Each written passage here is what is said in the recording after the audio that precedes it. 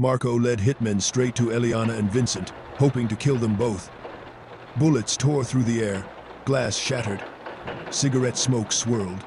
Vincent blocked each shot, moving like a cold strategist, dodging, shielding the girl and his team. Eliana took a slight wound in her arm.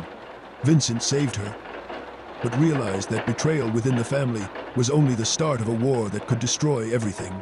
The night dragged on. Vincent was forced to leave the club via rooftops and alleys. Eliana ran beside him, clutching his hand.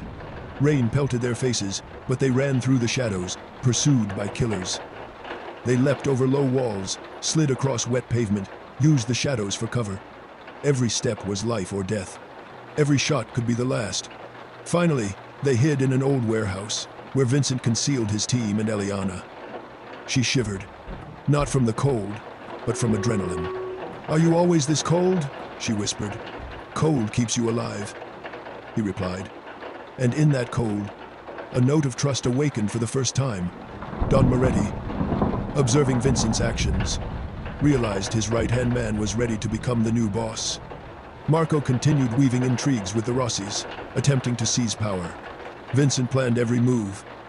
Every step of Marco was anticipated, every shootout premeditated.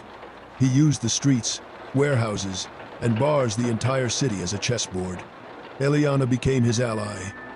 She knew the city, the people, the hideouts, and safe routes. Together they prepared for the decisive battle. Between them grew trust, and with it, a dangerous feeling that could destroy everything. On the decisive day, the clans met at an old dock. Bullets whistled, barrels exploded, smoke and rain mingled. Vincent moved flawlessly, eliminating attackers, covering Eliana. Marco tried to shoot his brother, but Vincent blocked the blow. Eliana was wounded in the shoulder but managed to escape with Vincent to a safe spot. When the gunfire ceased, the city fell silent. The lights of Manhattan reflected on the wet asphalt. Vincent sat on a rooftop, holding Eliana close. "You became the dawn, but the world inside is empty. Don't repeat my mistakes," she whispered. He looked at the lights, realizing that power had come at too high a cost. The city lived, full of secrets, crimes, and shadows. Vincent, the cold strategist, knew he was now the ruler, but he had lost more than he thought. Manhattan breathed rain and smoke. The streets were empty, yet shadows remained.